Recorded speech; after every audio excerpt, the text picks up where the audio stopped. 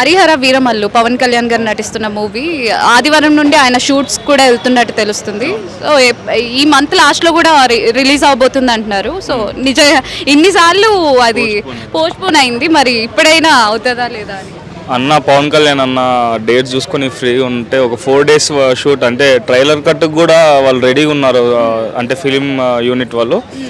కానీ అన్న డబ్బింగ్ కొంచెం అంటే ప్రాసెసింగ్లో ఉంది. ఆ 4 days 5 days షూట్ అయిపోతే మొత్తం అయిపోతుంది, సినిమా మొత్తం అయిపోతుంది అన్నట్టుగా తెలుస్తుంది. ఇంకా ఈ మంత్లో కూడా రిలీజ్ అవ్వబోతుంది. ఈసారి అన్నా సరే రిలీజ్ చేసే మన రిలీజ్ డేట్కి ఆ డేట్కి రిలీజ్ అయితే మాత్రం మా ఫ్యాన్స్కి అందరికీ గుడ్ న్యూస్ లాంటిది ఇది. ఎందుకంటే వచ్చే పవన్ కళ్యాణ్ అన్న పేరు, అంటే ఆ అన్న పేరు మీద ఏది మంచి చేసినా చెడు మాట్లాడుకునే వాళ్ళు ఎక్కువైపోయినారు. కాబట్టి ఈ సినిమా రిలీజ్ అయితే ఫ్యాన్స్కి కొంచెం మనస్తృప్తిగా ఉంటుంది. ఈ సినిమా అతి త్వరలో రిలీజ్ కావాలని కోరుకుంటున్నాం అందరం. మరి పవన్ కళ్యాణ్ చిన్న హీరోలే ఇప్పుడు పాన్ ఇండియా లెవెల్లో మూవీస్ తీస్తున్నారు, బట్ పవన్ కళ్యాణ్ గారు ఎందుకు ఇంట్రెస్ట్ చూపించట్లేదు పాన్ ఇండియా లెవెల్లో? వస్తుంది, ఇప్పుడు ఓజీ వస్తుంది. మన హరిహర వీరమల్లు కాకుండా ఓజీ అయితే పక్కా పాన్ ఇండియా లెవెల్కి పోతుంది. కాబట్టి చూడాలి.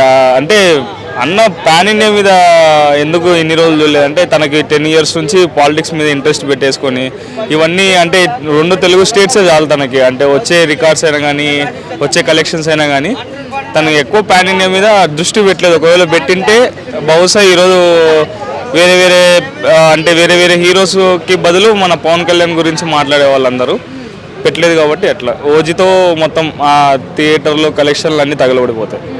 మరి ఈయన ఇప్పుడు ఫ్యూచర్లో మూవీస్ చేస్తారా, లేకపోతే పొలిటికల్ సైడే ఉంటారా? మూవీస్ కంటే కూడా పొలిటికల్ సైడ్, అంటే జనాలకి ఇప్పుడు ఎంత అవసరం.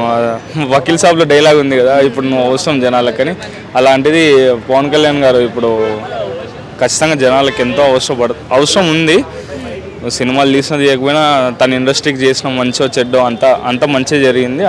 ఇన్ని ఇయర్స్ తను అట్లే తన లెగసీ కంటిన్యూ చేసింది. కాబట్టి ఇప్పుడు పాలిటిక్లో తనకుండే స్టార్డమ్ని పోగొట్టుకోకుండా అట్లే సీఎం వరకు పోయి సీఎం నుంచి పీఎంగా అయ్యి ఓ దేశాన్ని మంచి బాటలో నడిపించి ప్రజలకు ఏమైతే కావాలో అది తను కాంట్రిబ్యూషన్ చేసి ప్రజలకు ప్రొవైడ్ చేస్తే చాలు.